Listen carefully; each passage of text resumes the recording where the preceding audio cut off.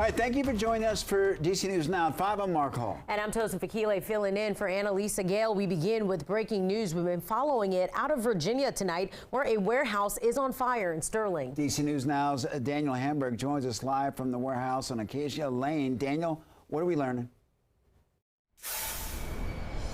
Well, Mark, nobody was inside when this fire first started. We know that the smoke could be seen from miles away. If I step out of the way, you can see what is going on right now. The bulk of it has been put out, but you can see they are still pouring water onto this fire. One of the reasons why this smoke could be seen for miles is because this is a roofing warehouse, warehouse storing roofing materials, rather, primarily asphalt, tar, and other hydrocarbons, so things that are very flammable.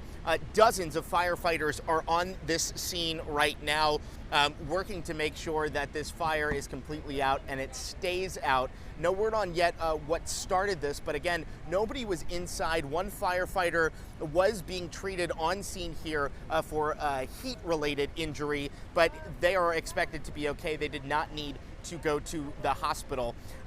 Again, we are working to get more information about what happened here, but here's what the Assistant Chief of Loudoun County Fire had to say. Fire does tend to get ahead of us, and that's why they appear to be so dramatic in nature. So if you had a building full of, petroleum product type materials like this, once that fire gets going, it's going to be very impressive looking.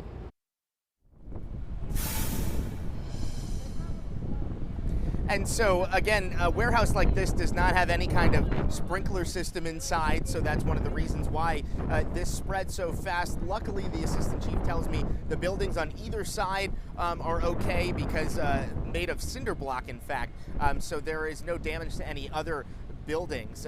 We will work to get more information and hopefully figure out a cause of this fire. That might not come out for a few days here, but for now, we're live in Loudoun County. Daniel Hamburg, DC News Now. Daniel, thank you for that update. Well, right now, police are searching for the shooter who sent 5 teens to the hospital in Prince George's County. Yeah, the shooting happened Friday during a senior skip day party at Shram Hills Park in Greenbelt. And that's where we find DC News Now's Randy Bass. She joins us live with the latest on the investigation and new security measures at that park. Randy. Yes, the pavilion here at the park is still taped off and closed to the public tonight. We also saw Greenbelt police here for part of the day today, maintaining a presence. The big new change, though, this brand new security camera we saw city workers installing here earlier today, helping to keep an eye on things. Now, if this camera had been here on Friday, police may have a better idea of who pulled the trigger, sending 5 teens to the hospital. We know 2 of those teens remain in the hospital as of this afternoon with our last check-in with Greenbelt police. They also tell us no major updates in the investigation to share at this point. Police, though, still looking for any new information that they may be able to get from the public. Hundreds of students from multiple high schools are believed to have been there during that shooting.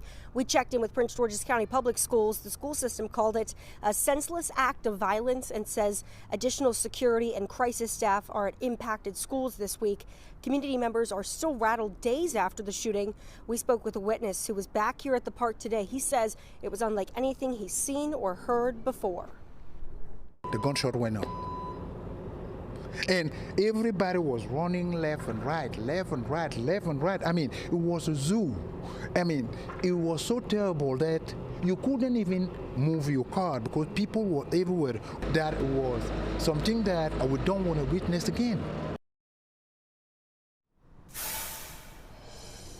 Yes, police still asking anybody with any information to come forward. That includes any photos or videos that may have caught the shooter in action.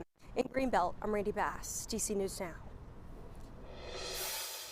All right, Randy, thank you. All new tonight out of Fairfax County. Crews there battling a massive house fire in the Woodlawn area. We are told that there are no injuries, but take a closer look at this video. You can see the heavy smoke and flames tearing through the townhouse earlier this afternoon. This is on San Leandro Place, right by Mount Vernon Woods Park.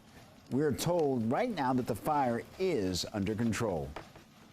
All right, taking a live look outside, we are looking at the Kennedy Center. Blue skies, sunny skies. It feels good. Not only that, the temperature doesn't feel so bad at all. Let's head on over to meteorologist Scott Sumner, who's in for Damon Matson. And you can call this a picture-perfect day, Scott.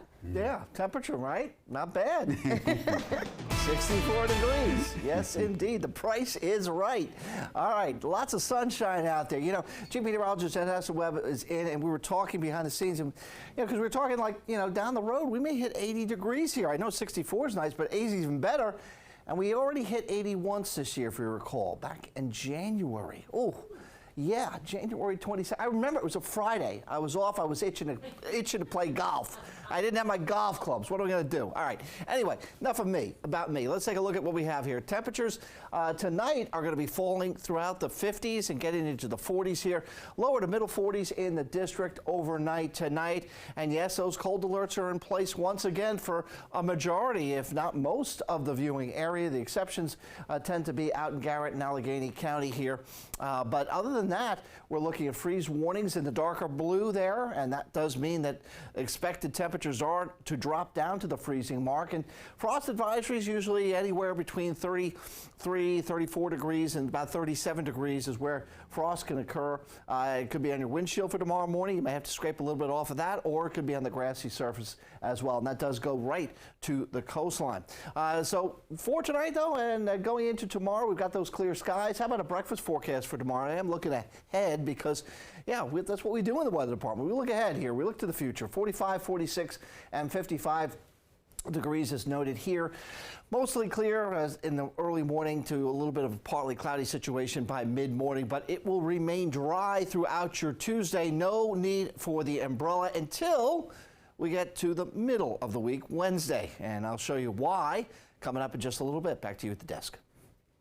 All right, Scott, thank you. In Montgomery County, a car crashing through the doors of a Baja Fresh. This was just before 3 o'clock at the King Farm location in the Rockville area. No injuries, officials tell us, were reported. And Fairfax County police have made another arrest in an illegal street takeover from last month. 20-year-old Brandon Santos facing several charges, including assaulting a law enforcement officer. Now, you remember this happened on Easter Sunday in Springfield. Dash camera video shows dozens of masked people surrounding a police cruiser, jumping on top of it and banging on the car's window. Now, several other people, we're told, are already facing charges.